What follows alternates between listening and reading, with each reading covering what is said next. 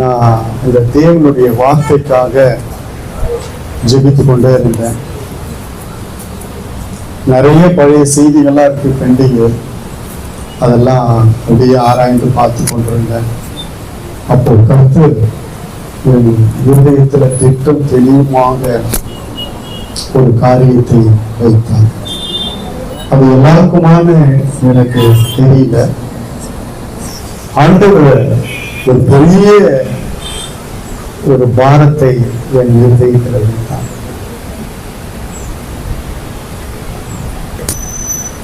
நிறைய பேர் அவங்களுடைய சாட்சியை குறித்து அது எவ்வளவு ஒரு மேன்மை, எவ்வளவு ஒரு ஆசீர்வாதம், அது எவ்வளவு ஒன்று பேசுறாரு அது நிறைய பேருக்கு தெரியவில்லை. ஒரு மனுஷனுடைய சாட்சி எவ்வளவு முக்கியம், பரலோகம் எப்படி அங்கீகரிக்கிறது, இது நம்மளுக்கு நிறைய பேருக்கு தெரியவில்லை. சாட்சியின் மூலமாக எவ்வளவு பெரிய ஆசீர்வாதம் வருது. சாட்சி எதுக்கு ஒப்பிடுது? ஆசாரியர்கள்லாம் ஒரு பெட்டியை சுமந்தாங்க, தெரியுமா? எத்தனை பேர் தெரியும்? என்ன பெட்டி? அந்த மேல தேவ மகிமை இருந்தது, தேவ வல்லமை இருந்தது. கர்த்தர் அங்க இருந்துதான் பேசுவார். எல்லாம் அதனுடைய விளக்கத்தை நான் சொல்றேன். இந்த ஒரு வசனத்தை மாத்திரம் எடுத்து நம்ம வாசிப்போம். யோபு புஸ்தகத்துல 14வது அதிகாரத்துல 19வது வசனத்தை எல்லாரும் திருப்பி கொள்ளுங்க. யோபுவின் புஸ்தகம் 16வது அதிகாரம் 19வது வசனத்தை நான் வாசிக்கிறேன். இப்போதும் இதோ என் சாட்சி பரலோகத்தில் இருக்கிறது, எனக்கு சாட்சி பகருகிறவர் உன்னதங்களில் இருக்கிறார். இப்போதும் இதோ, இப்போ இதோ, இல்லையா? அது எல்லா காலத்துக்கும் பொருந்தக்கூடிய ஒரு வார்த்தை, எந்த சமயத்துக்கும் ஏற்புடைய ஒரு வார்த்தை. இப்போதும் இதோ என் சாட்சி எங்க இருக்கு? பரலோகத்தில் இருக்கிறது. அல்லேலூயா. உங்க சாட்சி எல்லாம் எங்க இருக்கு? பரலோகத்தில் இருக்கிறது. ஆமென் சொல்லுங்க. கர்த்தருக்காக நீ வாழ்ந்து காட்டின, வைராக்கியமாய் நின்ற காத்த சாட்சிகள். அல்லேலூயா, அல்லேலூயா. கர்த்தருக்கு சாட்சியா நின்று பாருங்க. எத்தனையோ காரியத்துல சாட்சியா நின்று இருக்கிறோம். அந்த சாட்சி எங்க இருக்குன்னா பரலோகத்தில் இருக்கிறது. அல்லேலூயா. என் சாட்சி பரலோகத்தில் இருக்கிறது. எனக்கு சாட்சி பகருகிறவர் உன்னதங்களில் இருக்கிறார். அல்லேலூயா, அல்லேலூயா. என்னை குறித்து சாட்சி கொடுக்கிறவர் எங்க இருக்கிறார்? உன்னதத்தில் இருக்கிறார். அவர் இறங்கி வந்து எனக்காக பேசுவார், என் பட்சமாய் சாட்சி கொடுப்பார். அல்லேலூயா. உதாரணத்துக்கு நான் சும்மா ஒரு மேலோட்டமா ஒரு வசனத்தை மாத்திரம் சொல்றேன். யோபு புஸ்தகத்துல அந்த முதல் அதிகாரத்தை நாம் எல்லாரும் எடுத்துக் கொள்ளுவோம். 8வது வசனத்தை வாசிப்போம். யோபை குறித்து கர்த்தர் சொல்லுகிறார், பரலோகம் சாட்சி சொல்லுகிறது. என்ன சொல்லுகிறது பாருங்க. 1:8. கர்த்தர் சாத்தானை நோக்கி, என் தாசனாகிய யோபின் மேல் கவனம் வைத்தாயோ? உத்தமனும் சன்மார்க்கனும் தேவனுக்கு பயந்து பொல்லாப்புக்கு விலகுகிறவனும் ஆகிய அவனை போல பூமியில் ஒருவனும் இல்லை என்றார். சாட்சி நேரம் வரும் பொழுது உன் சாட்சிகள் பேசப்படும். உன் சாட்சிகளை கர்த்தர் பேசுவார். என்னுடைய சாட்சி பரலோகத்தில் இருக்கிறது, உன்னதத்தில் இருக்கிறது. எனக்கு சாட்சி பகருகிறவர் உன்னதத்தில் இருக்கிறார், பார்த்து கொண்டே இருக்கிறார். ஒரு நாள் வரும், இறங்குவார். உன்னை குறித்து, உன் சாட்சியை குறித்து பேசப்படும். தேவையான நேரத்துல கர்த்தர் இறங்கி நீ நின்ன சாட்சியை குறித்து கர்த்தர் பேசுவார். யார்கிட்ட பேசணுமோ அங்க பேசுவார். மூணாவது வசனம், 2வது அதிகாரம் 3வது வசனத்திலேயும் கர்த்தர் பேசுறார். வாசிங்க. அப்பொழுது கர்த்தர் சாத்தானை நோக்கி, நீ என் தாசன் ஆகிய யோபின் மேல் கவனம் வைத்தாயோ? உத்தமனும் சன்மார்க்கனும் தேவனுக்கு பயந்து பொல்லாப்புக்கு விலகுகிறவனுமான மனுஷனாகிய அவனை போல பூமியில் ஒருவனும் இல்லை. முகாந்திரம் இல்லாமல் அவனை நிர்மூலமாக்கும்படி நீ என்னை ஏவின போதிலும் அவன் இன்னும் தன் உத்தமத்திலே உறுதியாய் நிற்கிறான் என்றார். சாட்சி பகந்தாரா? அந்த சாட்சி இருந்தது அவனை குறிச்சு, அதனாலதான் பேசுறாரு. உன்னை குறித்து சாட்சி இருக்கா? அதை நம்மளோட ஆராய்ச்சி பார்த்துக்கணும். இருந்ததுன்னா அது ஒரு வெரி குட் பர்சன், ரொம்ப நல்ல காரியம். என்னன்னா அவர் சொல்றாரு, உத்தமனும் சன்மார்க்கனும் தேவனுக்கு பயந்தவனும் ஆகிய அவனை போல பூமியில் ஒருவனும் இல்லை என்று சாட்சி கொடுக்கிறார். அதனாலதான் ஒரு தைரியமா அங்க அந்த அதிகாரத்துல 16-19 எழுதி வச்சிருக்கிறார், சொல்லப்பட்டிருக்கு. சொல்றாரு, பொல்லாப்புக்கு விலகுகிறவனமாகிய அவனை போல பூமியில யாரும் இல்லை. சாட்சி பக்கமா இருக்கு. 2வது, அவன் இன்னும் இவ்வளவு நடந்து எல்லாம் போயிடுச்சு, இன்னும் அவன் தன் உத்தமத்துல நிற்கிறான்னு சாட்சி கொடுக்கிறார். கர்த்தருடைய பரிசுத்த நாமத்துக்கு மகிமை. நம்மை குறித்து நம் சாட்சியை குறித்து பரலோகம் பேசும். பரலோகத்துல இருக்கு, பரலோகம் பார்த்து கொண்டே இருக்கு. உன் சாட்சிகளை குறித்து நீ கர்த்தருக்காக எப்படி சாட்சியா நிற்கிற, வைராக்கியமா நிற்கிற, கர்த்தருக்காக ஒன்னெல்லாம் செஞ்ச ஒவ்வொன்றும் சாட்சிதான். ஆமென் சொல்லுங்க. நீ செஞ்ச ஒவ்வொன்றும் கர்த்தருக்காக செஞ்சது சாட்சி, உன் பரிசுத்தத்தை காத்தது சாட்சி, உன்னுடைய ஆவிக்குரிய காரியங்களிலே நடந்தது சாட்சி. எல்லாம் கர்த்தருக்காக என்னெல்லாம் உன் வாழ்க்கையில நடந்ததோ அதையெல்லாம் அத்தனையும் சாட்சி. கர்த்தருடைய பரிசுத்த நாமத்துக்கு மகிமை உண்டாகட்டும். கர்த்தர் சொல்லுகிறார், என் ஜனங்கள் பக்தி வைராக்கியமாய் எதையும் விட்டு கொடுக்காம காம்ப்ரமைஸ் பண்ணாம எனக்காக நின்ற சாட்சியை நான் பார்த்து கொண்டிருக்கிறேன் என்று கர்த்தர் கர்த்தர் பேச ஆரம்பித்தார். இங்க நிறைய பேர் இருக்கிறீங்க, உங்களை குறித்து கர்த்தர் சாட்சி பகர போகிறார். உங்களை குறித்து கர்த்தர் பேச போகிறார். எது பேச வைக்கிறது? நீங்க நின்று வைராக்கியமாய் காண்பித்த அந்த சாட்சிகள் இப்பொழுது பரலோகத்தில் இருந்து பேசப்பட போகிறது. உண்மையில் நாமே சொல்லுங்க, உன்னதத்தில் இருக்கிறவர் சாட்சி பகர்ந்தால் யோகிக்காக, அதே போல உனக்காக உன்னதத்தில் இருக்கிறவர் இந்த பூமிக்கு இறங்கி வருவார். உனக்காக பேசுவார். கர்த்தர் சொல்றாரு, எனக்காக வெகு பக்தி வைராக்கியை காண்பித்து சாட்சியாய் நின்ற சாட்சிகள் என் சமூகத்தில் இருக்கிறது. அந்த சாட்சிகளை நான் பேசுவேன், என் ஜனங்களுக்கு சொல்லு என்று கர்த்தர் சொல்லுகிறார். உன் சாட்சியை குறித்து கர்த்தர் வைராக்கியம் செய்வது.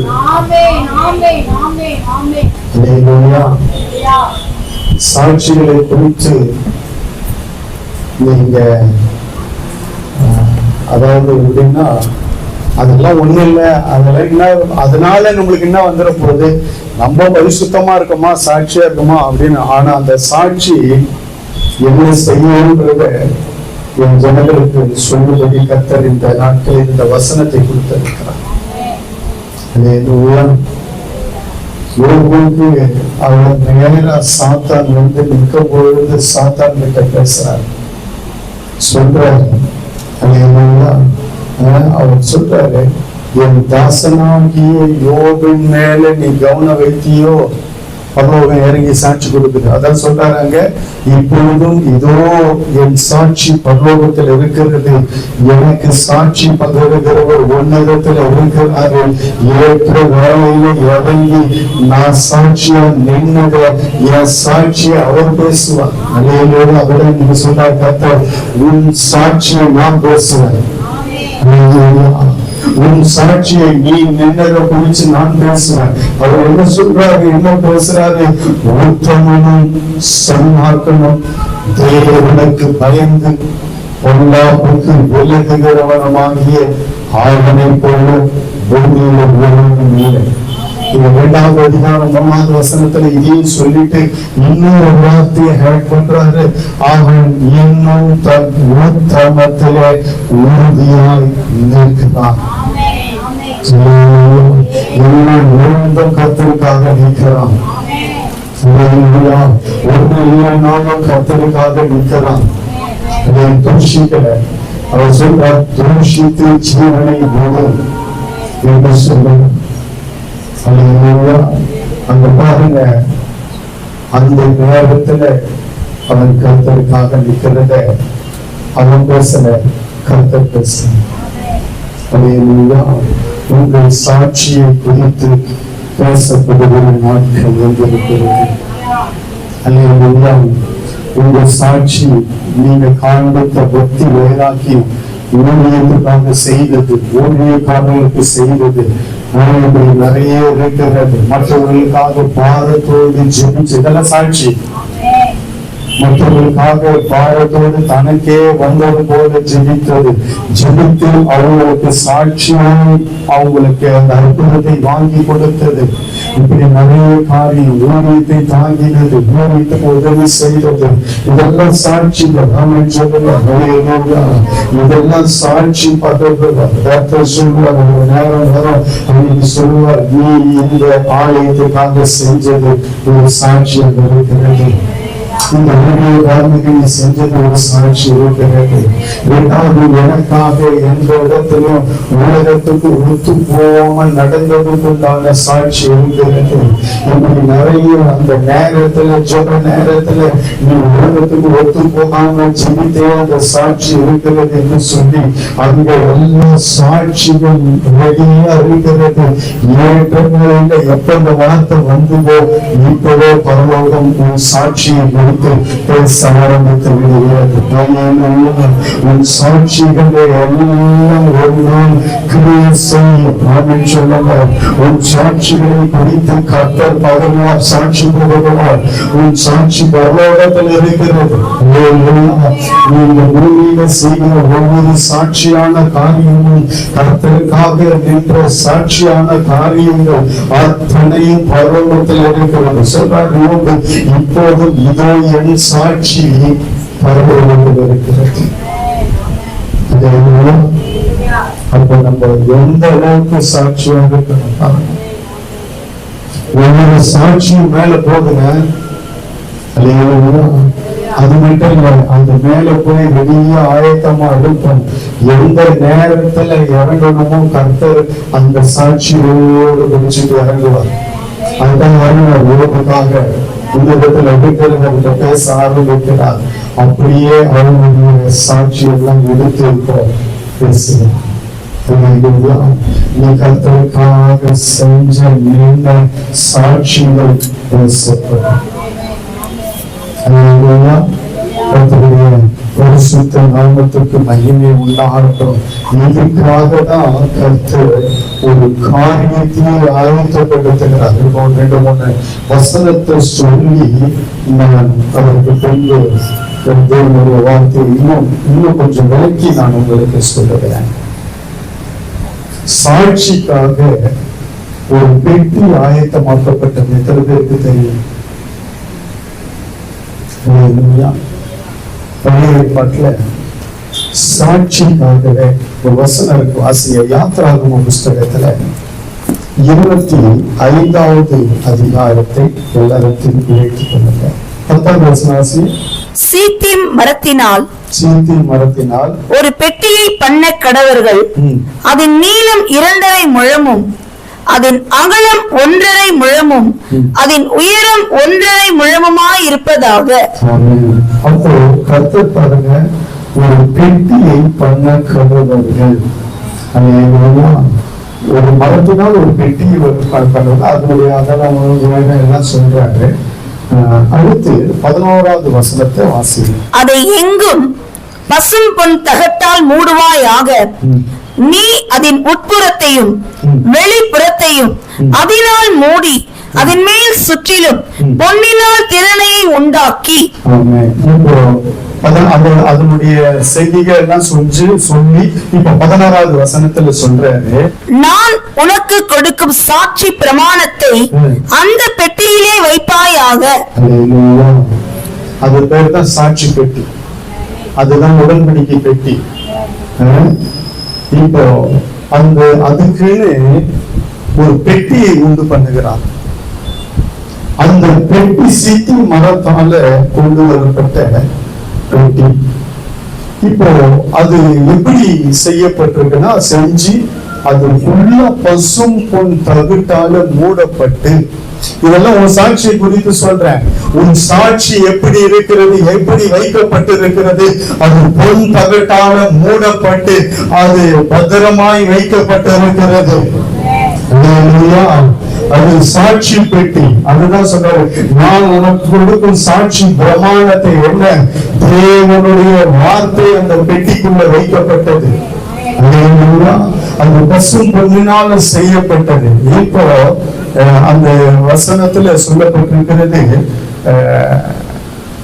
அதாவது அந்த பெட்டி செஞ்சு அந்த பெட்டி முழுவதும் பொன் தகட்டால மூடி சாட்சி பிரமாணத்தை அதுல வைக்கின்றார். இப்போ 40வது அதிகாரத்தை நாம் எல்லாரும் திருப்பிக் கொள்வோம். அதே யாத்திராகமம். நான் இப்போ 2-3 வசனத்தை உங்களுக்கு மேற்கொள்றேன். யாத்திராகமம் 40வது அதிகாரம் 1-2-3 வாசனம். கர்த்தர் மோசேயை நோக்கி, நீ 1ஆம் மாதம் 1 தேதியில் ஆசரிப்பு கூடாரத்தின் வாசஸ்தலத்தை ஸ்தாபனம் பண்ணு. அதிலே சாட்சி பெட்டியை வைத்து பெட்டியை திரையினால் மறைத்து. பாருங்க, ஆசரிப்பு கூடாரத்தை உண்டாக்கி இந்த சாட்சி பெட்டி எங்க இருக்குன்னா மகா பரிசுத்த ஸ்தலத்துக்குள்ள வைக்கப்பட்டது. இதன் மேல கெருபீன்கள் வைக்கப்பட்டு அந்த இடத்துல தான் நான் நிறைய வசனம் சொல்லுவேன். அங்கதான் பேச போகிறார் கர்த்தர், அங்கதான் கிரியை செய்ய போகிறார். அந்த பெட்டியை சுமந்து கொண்டு போன பொழுது யோர்தான் விழுந்தது. அந்த பெட்டியை சுமந்து கொண்டு போன பொழுதுதான் எலிகள் ஒழுகி போனது. அந்த பெட்டியை தான் சுமந்து கொண்டு போனார்கள் எல்லா இடங்களிலும் இஸ்ரவேல்ல. அங்க பாருங்க, அங்க ஏலியின் மருமகன் சொல்றார், பெட்டி பிடிப்பட்ட பொழுது மகிமை பிடிப்பட்டு விட்டது. மகிமை அந்த பெட்டி எங்க? சாட்சி பெட்டி. அப்படி லைனா வசனத்தை நீங்க கவனிச்சுன்னு வந்தீங்கன்னா, உன் சாட்சியின் தரம் எவ்வளவு உயர்ந்தது, உன் சாட்சி எவ்வளவு ஹை குவாலிட்டியா இருக்கிறது, உன் சாட்சி எங்க வைக்கப்பட்டு இருக்கிறது, நீ காண்பித்த பக்தி வைராக்கியமான சாட்சி எங்க இருக்கிறது என்பதை முதல்ல விளங்கிக் கொள்ளுங்க. அல்லேலூயா. உன் சாட்சி நீ ஒருவேளை உழப்பலான இடத்துல இருக்கலாம், ஆனா கர்த்தருக்காக காண்பித்த சாட்சிகள் அது உயர்ந்த ஸ்தானத்துல இருக்கிறது, உயர்வான இடத்துல வைக்கப்பட்டு இருக்கிறது. அது பசும் பொன் தகட்டால மூடப்பட்டு இருக்கிறது. அது பரிசுத்த ஸ்தலத்துக்குள்ள இருக்கிறது. அல்லேலூயா. ஆசரிப்பு கூடாரத்தின் வாசஸ்தலத்தை ஸ்தாபனம் பண்ணி அதிலே சாட்சி பெட்டியை வைத்து பெட்டியை திரையினால் மறைத்து. கர்த்தருடைய பரிசுத்த நாமத்துக்கு மகிமை ஆகட்டும். கர்த்தர் முதல்ல எதை கொண்டு போய் வைக்கிறாரு? ஆசரிப்பு கூடாரத்துல முதல் போன பனிமுட்டை எதுன்னா இதுதான், சாட்சி பெட்டி தான் முதல்ல கொண்டு போய் எடுத்துட்டு போய் உள்ள வைக்கிறாங்க. அல்லேலூயா. முதல் நுழையக்கூடியது தேவ சமூகத்துல எதுனா உன் சாட்சி. நீங்க கொள்ளுங்க. அல்லேலூயா. மத்த பணிகளெல்லாம் இருக்கு, மேஜை இருக்கு, இது இருக்கு, குத்துவிளக்கு இருக்கு, பலிபீடம் இருக்கு, இப்படி நிறைய இருக்கு. ஆனா முதல்ல கொண்டு போய் உள்ள வச்சது எதுனா பரிசுத்த ஸ்தலத்துக்குள்ள வச்சு அதுக்கு திரையை போட்டு அது பசும் பொன் தகட்டால மூடப்பட்டு அதை கொண்டு போய் அங்க வச்சது எதுனா இந்த சாட்சி பெட்டி. அந்த அதுல சாட்சி பெட்டியை வைத்து பெட்டியை திரையினால் இந்த பெட்டி தான் இதுலதான் மகிமை இறங்குச்சு.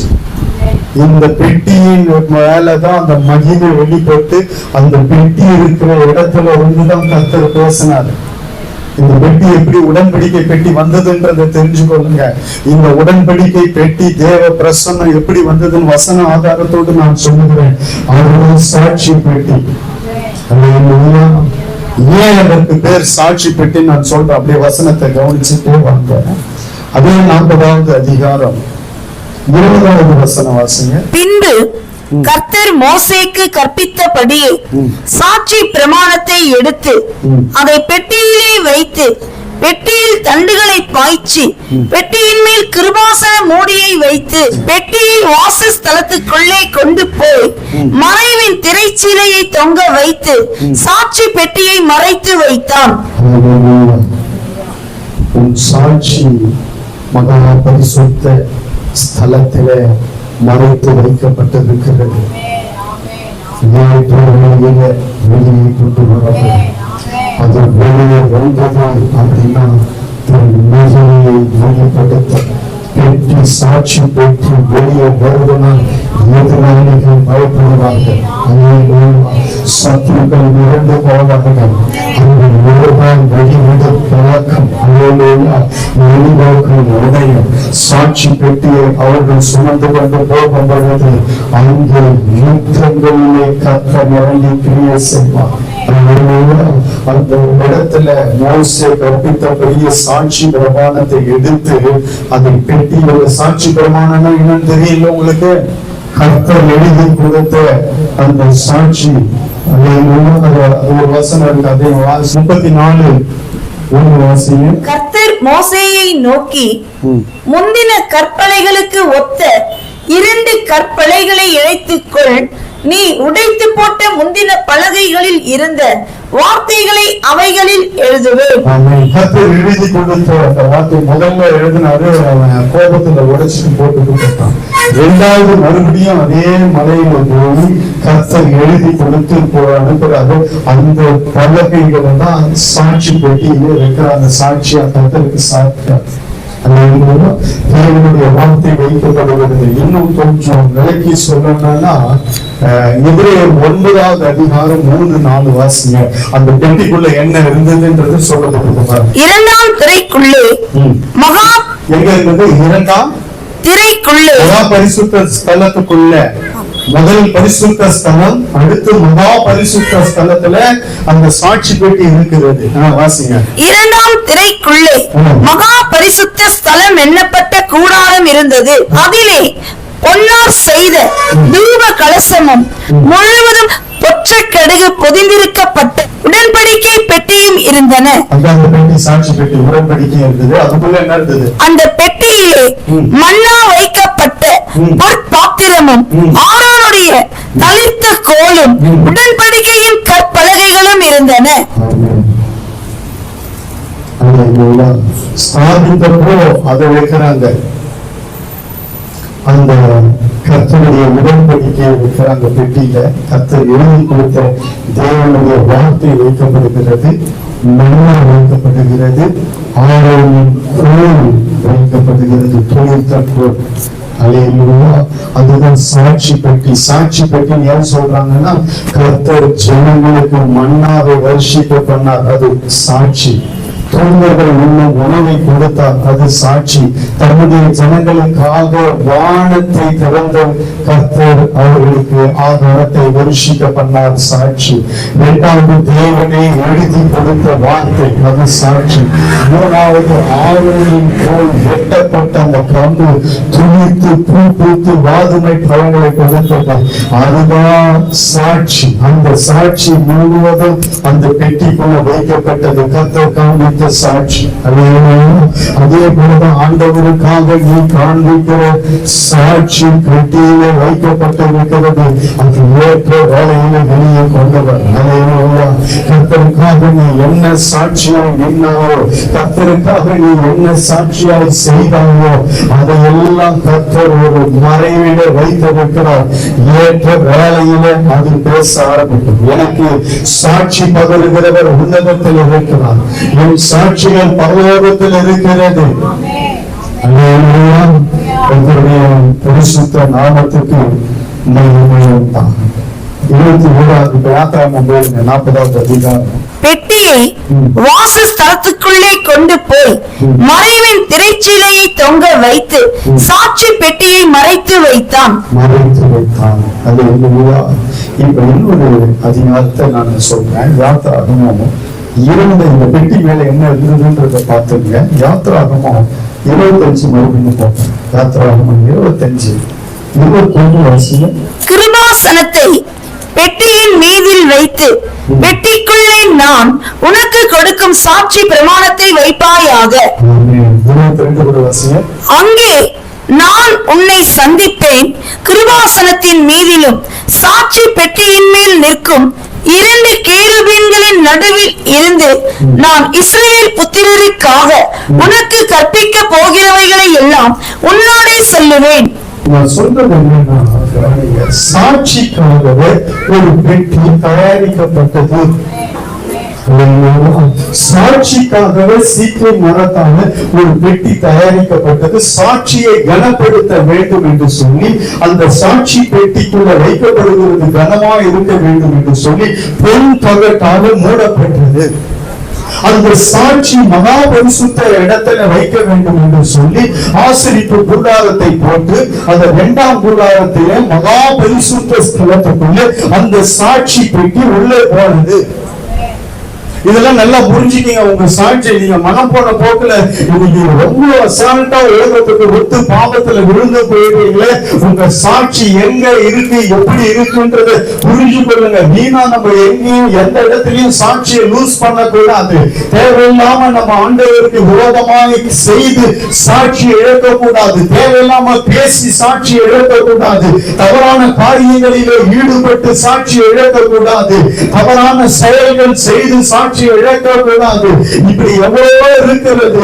உன் சாட்சி எவ்வளவு மேன்மையானது, உன் சாட்சி எவ்வளவு உயர்வானது, அது எந்த இடத்துல இருக்கிறது, அதை எப்படி கர்த்தர் கனப்படுத்துகிறார் புரிஞ்சுக்கொள்ளுங்க. சுலபமா நம்ம சாட்சி இழந்துடுறாங்க.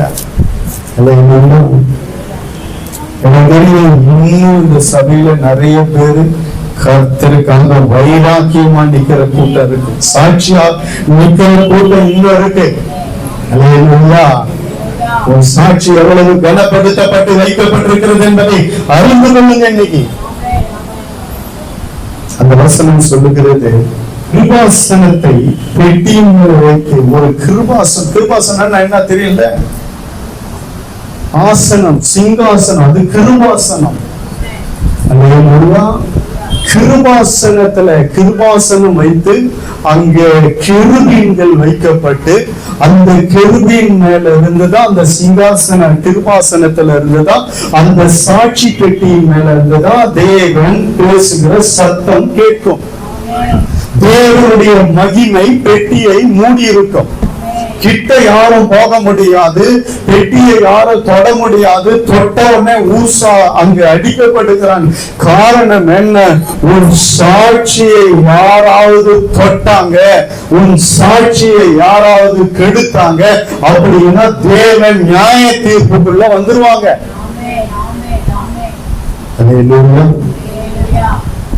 உன் சாட்சி வெரி பவர்ஃபுல், ரொம்ப வல்லமை உள்ளது, மகிமையான இடத்துல இருக்கிறது. உன் சாட்சியை யாராவது கெடுக்கணும்னு நினைச்சா அவன் கெடுவான். சாட்சி பெட்டியை, உடன்படிக்கை பெட்டியை தொட்ட பெலிஸ்தியர்ல இதுல போச்சு பாத்தீங்களா, நியாயபதியில வாசிங்கன்னா தெரியும். அந்த பெட்டியை என்னதான் இருக்குன்னு உள்ள கிட்ட போய் தொடர்ந்து பாக்குறோம். அத்தனை பேரும் 2வது அந்த பெட்டி போன இடம் பயங்கரமான வாதை எழும்பினது. நீங்க வாசிச்சா தெரியும். அல்லேலூயா. பாருங்க, ஏன்னா அது சாட்சி பெட்டி, சாட்சிக்கென்று ஒரு பெட்டியை கர்த்தர் உருவாக்கி வைத்திருக்கிறாரு. அப்படி பார்த்தா நம்ம சாட்சி எல்லாம் எவ்வளவு மேன்மை உள்ள புதிய ஏற்பாடுல இருக்கிறோம், கிருபையின் காலத்துல இருக்கிறோம். கிருபாசனம் வைக்கப்பட்டிருந்தது அந்த சாட்சியின் பெட்டியின் மேல. அந்த கிருபாசனம் என்ன? இன்றைக்கு நம்முடைய சாட்சியின் மேல ஒரு கிருபாசனம் இருக்கிறது. தேவ மகிமை இருக்கிறது நம் சாட்சியின் மேல. நம்முடைய சாட்சியின் மேல நல்லா தெரிஞ்சு கொள்ளுங்க தேவ பிள்ளையே, உன்னுடைய ஒவ்வொரு சாட்சியின் மேல தேவ மகிமை இருக்கிறது. தேவ மகிமையால மூடப்பட்டு இருக்கிறது. அது சுத்தி கெருபீன்கள் இருக்கிறது. அங்கே தேவ பிரசன்னம் இருக்கிறது. தேவன் அங்கிருந்து தான் பேசுகிறான். நம்ம எவ்வளவு சுலபமா சாட்சியை உடைச்சிடறோம், எவ்வளவு சுலபமா மற்றவர்களை குறிச்சு பேசிடுறோம், மற்ற சாட்சியை எவ்வளவு கெடுக்கிறோம். ஜாக்கிரதையா இருக்கணும். வெட்டியை போட்ட அத்தனை பேரும் என்ன சம்பவித்ததுன்றது உங்களுக்கு தெரியும். ஏன்னா மற்றவங்க சாட்சியை லூஸ் பண்ணாதீங்க. தவறான காரியங்களை பேசாதீங்க. யாரை குறிச்சு, அதுக்குதான் நான் சொல்லினே இருப்பேன், யாரை குறிச்சு எங்கேயும் பேசாதீங்க. சபையை குறிச்சு தவறா பேசாதீங்க, ஊழியக்காரர்களை குறிச்சு தவறா பேசாதீங்கன்னு சொல்ல காரணம் என்ன தெரியுமா? அவங்க சாட்சி மேல கையை வைக்கிறாங்க, சாட்சி பெட்டியின் மேல கையை வைக்கிறாங்க, தேவ பிரசன்னத்தின் மேல துணிகரமா கையை வைக்கிறாங்க. கர்த்தருக்கு ஸ்தோத்திரம். அது கிருபாசனத்தை வாசிக்கமா 21 வாசிங்க, அந்த 25 21 மறுபடியும் வாசி. கிருபாசனத்தை பெட்டியின் மீதில் வைத்து பெட்டிக்குள்ளே நான் உனக்கு கொடுக்கும் சாட்சி பிரமாணத்தை வைப்பாயாக. வைப்பா உள்ளன்ற. அடுத்து அங்கே நான் உன்னை சந்திப்பேன். எங்க சந்திக்கிறாரு? அங்கே அந்த சாட்சி பெட்டி இருக்கிற இடத்துல இருந்து நான் உன்னை சந்திப்பேன். கிருபாசனத்தின் மீதிலும் சாட்சி பெட்டியின் மேல் நிற்கும் 2 கேருபீன்களின் நடுவிலும் இருந்து. இதெல்லாம் எங்க இருக்கு? சாட்சி பெட்டியின் மேல இருக்கு. கர்த்தர் வச்ச சாட்சி என்ன? உடன்படிக்கை பண்ணி கர்த்தர் எழுதி கொடுத்த தேவ வார்த்தை வைக்கப்பட்டு இருக்கிறது. கர்த்தர் வானத்தை திறந்து பொழிந்த மன்னா வைக்கப்பட்டு இருக்கிறது.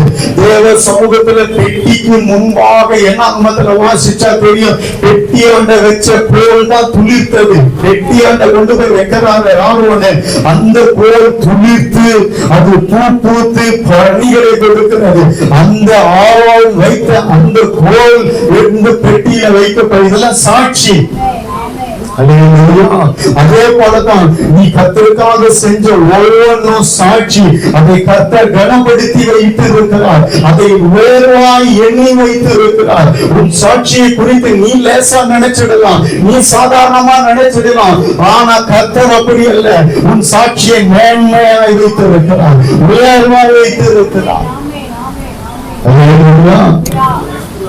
அந்த நடுவில் இருந்து நான் இஸ்ரவேல் புத்திரருக்காக உங்களோடு பேசுவேன் சொல்லுவேன் என்று கர்த்தர் சொல்லுகிறார். என்னாகமோ 7ஆம் அதிகாரம் சீக்கிரம் வாசி. என்னாகமோ 7:89 வாசிங்க. மோசே தேவனோடு பேசும்படி ஆசரிப்பு கூடாரத்திற்குள் பிரவேசிக்கும் போது தன்னோடு பேசுகிறவரின் சத்தம் சாட்சி பெட்டியின் மேலுள்ள. சாட்சி பெட்டி, அதுதான் உடன்படிக்கை பெட்டி, அதுதான் தேவ பிரசன்னம் நிறைந்த பெட்டின்னு சொல்றோம். அதுதான் ஆசாரியர்கள் சுமந்த பெட்டின்னு சொல்றோம். அந்த பெட்டியை சுமந்து கொண்டு போன போதுதான் அற்புதம் நடந்ததுன்னு சொல்றோம். எல்லா இடத்துலயும் பாக்குறோமே, அதுதான் இது. வாசிங்க. தன்னோட பேசுகிறவரின் சத்தம் சாட்சி பெட்டியின் மேல் உள்ள கிருபாசனமான 2 கேருபீன்களின் நடுவில் இருந்து உண்டாக கேட்பான். அங்கே இருந்து அவளோட பேசுவார். எங்க இருந்து பேசுவார்? கர்த்தர் ஒரு சாட்சியிலிருந்து எடுத்து பேசுவோம். பத்தி தாங்க பேசினாரு, தாவீது பத்தி தான் பேசினாருங்க. இதெல்லாம் எங்க இருந்து பேசுறாரு கர்த்தர்? எதை வச்சு பேசுறாரு கர்த்தர்? பேசுறதுக்கு இங்க இடமே இல்லையே. நிறைய பேருடைய வாழ்க்கையில சாட்சியே இல்லையே. இல்ல, கர்த்தர் என்ன வச்சு பேசுறது? என்ன பேச போறாரு? என்ன பேசுறது? நீ என்ன செஞ்சிருக்க? கர்த்தருக்காக சாட்சியா நின்று இருக்கிற? எந்த காரியத்துல நின்று இருக்கிற? மோசே தேவனோடு பேசும்படி ஆசரிப்பு கூடாரத்துக்குள் இந்த எசேக்கியா கூட சாட்சி சொன்னாங்களே, இந்த எசேக்கியா கூட எதை வச்சு சுகம் கிடைச்சது தெரியுமா? அவர் செஞ்ச காரியத்தை பேசுற தேவனோட பேசி அவர் செஞ்சதெல்லாம் நான் இப்படி இருக்கேன் ஆண்டவரே, உமக்காக உண்மையா இருந்தனே, அதை பண்ணனே இதை பண்ணனேன்னு சொன்ன உடனே அழுத உடனே ஏசியா தீர்க்க பேசிக்கிட்ட பேசுறாரு. அவன் சாட்சியை தான் பேசுறான், அவன் செஞ்சதை தான் சொன்னான். கபால்னு கர்த்தர் இறங்கிட்டார், 15 வருஷம் கூட்டு வந்துட்டார், மரண கருவாவில் இருந்தார். அந்த இடத்துல கர்த்தரோடு பேசும்படி, தன்னோட பேசுகிறவரின் சத்தம் சாட்சி பெட்டியின் மேலிருந்து கேட்கும்படி அங்கே இருந்து அவனோடு பேசுவான். அங்கிருந்து அந்த சாட்சி பெட்டி, சாட்சிக்கு ஒரு பெட்டியை கர்த்தர் உண்டாக்கி வைத்திருக்கிறார். சாட்சிக்கு ஒரு பெட்டி இருக்குங்க. அந்த பெட்டியில முழுவதும் தங்கத்தால மூடப்பட்டு அந்த பெட்டி இருக்கிறது. அந்த பெட்டிக்குள்ள என்ன வைக்கப்பட்டிருக்கிறது? சாட்சியாய் வானத்திலிருந்து கர்த்தர் அனுப்பி தந்த மன்னா, சாட்சியாய் கர்த்தர் எழுதி தந்த தேவனுடைய வார்த்தை, சாட்சியான பெட்டிக்கு முன்பாக வைத்த கோல், துணித்த கோல், இதெல்லாம் சாட்சி. இதெல்லாம் உள்ள இருக்கு அந்த பெட்டிக்குள்ள. இந்த பெட்டிக்குள்ள இருந்தது. அதனாலதான் அந்த பெட்டிக்குள்ள கர்த்தர் செஞ்ச சாட்சி. இன்னைக்கு அந்த பெட்டிக்குள்ள நீ செஞ்ச சாட்சி இருக்கணும். பெட்டி காலியா இருக்க கூடாது. ஆமென் சொல்லுங்க. உன் சாட்சிகள் நிரம்பினதா இருக்கணும் பெட்டிக்குள்ள. உங்களை சாட்சி இல்லாம இருந்திருந்தா இன்னைக்கு ஒரு தீர்மானம் பண்ணி கர்த்தருக்குள்ள, ஆண்டவரே நான் என்னையிலிருந்து உமக்காக சாட்சியாய் நிற்ப ஆண்டவரே. எந்த இடத்துல நான் சாட்சியை இழந்தேனோ அதே இடத்துல நான் மறுபடியும் என் சாட்சியை நான் கட்டி எழுதுவேன் சொல்ல கர்த்தர் இறங்கி கிரியை செய்வார். வணக்காங்க. கர்த்தருடைய பரிசுத்த நாமத்துக்கு மகிமை உண்டாகட்டும். இன்னொரு வார்த்தை கூட இருக்கு, வாசிங்க. யாத்திராகமம் 26 திரும்புங்க, 24 வாசிங்க. திருவாசனம் எங்க இருந்ததுன்னு பாருங்க. மகா பரிசுத்த ஸ்தலத்திலே, எங்க இருந்தது? மகா பரிசுத்த ஸ்தலத்திலே சாட்சி பெட்டியின் மீதில், சாட்சி பெட்டியின் மீது கிருபாசனத்தை வைப்பாயாக. கிருபாசனம் எங்க இருந்தது? சாட்சி பெட்டியின் மேல இருந்தது. கேள்வி எங்க இருந்தது? சாட்சி பெட்டியின் மேல இருந்தது. தேவன் எங்க இருந்து பேசினாரு? சாட்சி பெட்டியின் மேல இருந்து. தேவ மகிமை எதை மூடி இருந்தது? சாட்சி பெட்டியை மூடி. நான் உங்களுக்கு எத்தனை வசனம் எடுத்து கொடுத்தேன்? ஒரே ஒரு வசனத்தை கூட வாசிக்கலாம். சரி, நம்ம பார்க்கலாம். நீங்க முதல்ல தெரிந்து கொள்ள வேண்டியது என்னன்னா, உன் சாட்சி ஒரு விலையேறு பெற்ற இடத்துல இருந்து கொண்டிருக்கிறது. நிறைய பேருக்கு பேட்டிகள் ஒண்ணுமே இல்லை, காலியா இருக்கு. உன் சாட்சி வரணும் அப்படின்னு சொல்லுங்க. கர்த்தருக்காக வைராக்கியமா நிற்கிற சாட்சி வரணும். உலகத்துக்கு உயர்த்தி சாட்சியை இழந்து பாரதத்தை இழந்து இன்னைக்கும் எவ்வளோ பேர் உண்மை இல்லாம இருக்கிறாங்க.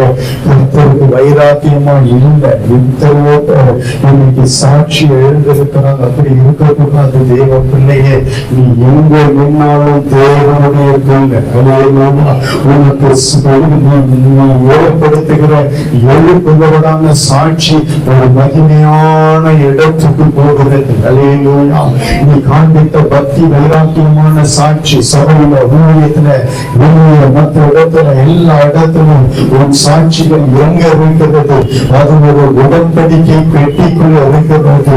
அந்த பெட்டி எப்படி கனப்படுத்தப்பட்டு சாட்சிகளை செய்யறாங்க. பெட்டிய சாட்சிகளை செஞ்சு அந்த பெட்டிய கனப்படுத்தி தங்கத்தால ஃபுல்லா மூடி கர்த்தர் எப்படி வச்சிருக்கிறார் பாருங்க. உன் சாட்சி இதே போலதான் இருக்கு, பலப்படுத்தப்பட்டு இருக்கிறது. அது உயர்வான இடத்துல இருக்கிறது. அது தேவன் பேசுகிற இடத்துல இருக்கிறது.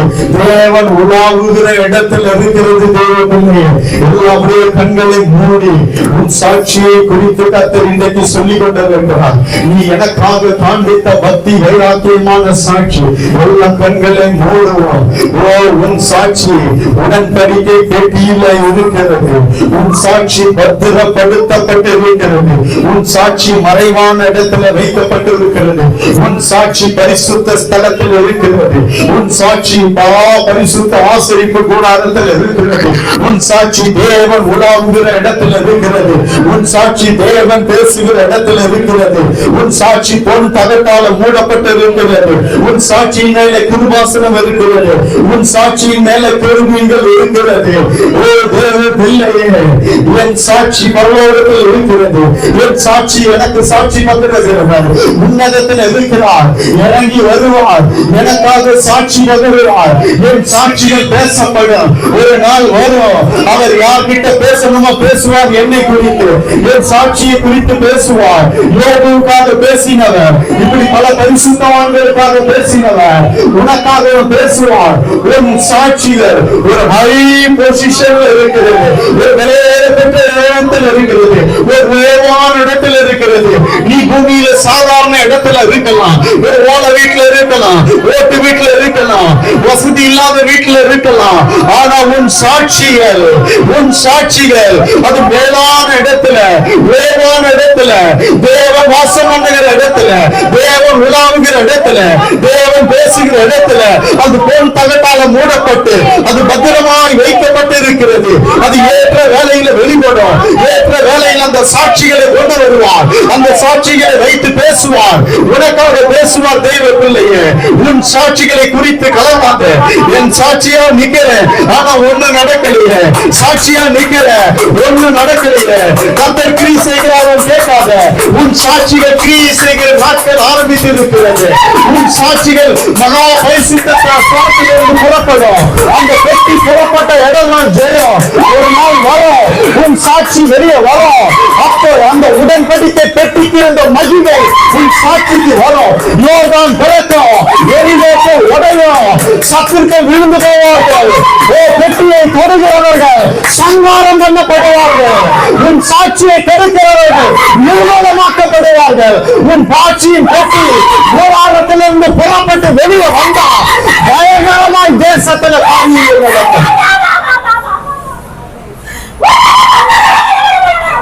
சாட்சியை குறித்து பேசிக் கொண்டிருக்கிறார். உனக்காக நீ வைராக்கியமாக எல்லா இடத்திலும், எல்லா சந்தர்ப்ப சூழ்நிலையிலும் எனக்காக சாட்சியாய் உன் சாட்சியை நான் எப்படி வைத்திருக்கிறேன். உன் சாட்சியை எந்த அளவுக்கு உயர்த்தி வைத்திருக்கிறேன். உன் சாட்சி எவ்வளவு மேன்மையாக இருக்கிறது. என் கூட இருக்க உன் சாட்சி, என் ஸ்தலத்தில் இருக்க உன் சாட்சி.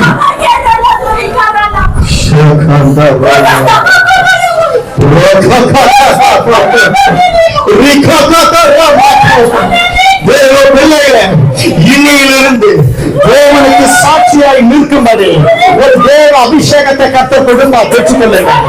இன்னும் சாட்சியாய் நிற்க அவர்கள் ஆட்டுக்குட்டியானுடைய ரத்தத்தினாலும் தங்கள் சாட்சியின் வசனத்தினாலும் அவனை ஜெயிப்பார்கள். உன் சாட்சி ஜெயிக்கும், உன் சாட்சி ஜெயிக்கும், உன் சாட்சி ஜெயிக்கும். உன் சாட்சி மூடாரத்தை விட்டு வெளியே வந்தது, சத்துருக்கள் ஒடுங்குவார்கள். உன் சாட்சியின் பெட்டி வெளியே வந்தது, யோர்தான் விளக்கம். உன் சாட்சியின் பெட்டி வெளியே வந்தது, எரிகோக்கள் உடையும்.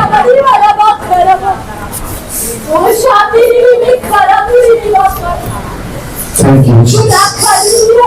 Thank you. Thank you. ஆண்டவரே, நாங்கள் சாட்சியை குறித்து அறியாதவர்களா இருந்தோம். எங்க சாட்சி என்னதுன்றதே, ஆனா நாங்க சாட்சியா தான் இருந்தோம். ஆனா அந்த சாட்சிகள் எல்லாம் எவ்வளவு மேன்மையான இடத்துல எப்படி வைக்கப்பட்டது என்பதை தெரிந்திருக்கிறோம். சாட்சிகளே ஒரு பெட்டியை ஆயத்தப்படுத்தி வைத்திருக்கிறீர்கள். அதே போலதான் எங்கள் சாட்சிக்கின்ற ஒரு பெட்டி இருக்கிறது. அந்த பெட்டியில வைக்கப்பட்டிருக்கிறது. அதற்காக ஸ்தோத்திரம். இன்னும் நாங்கள் உமக்கு சாட்சியா இந்த உலகத்துல, இந்த பூமியில, எங்க குடும்பத்துல, இந்த சபையில, நாங்கள் இருக்கிற இடத்துல, வேலை செய்கிற இடத்துல நாங்கள் இன்னும் சாட்சியாய் நின்று ஆண்டவரே கர்த்தாவே உம்முடைய மகிமையை வெளிப்படுத்தக்கூடியவர்களா நாங்கள் காணப்பட உதவிச்சு எல்லா துதிகளை மகிமை மக்கள் எடுக்கிறோம். இயேசுவின் மூலம் பிதாவே. ஆமென்.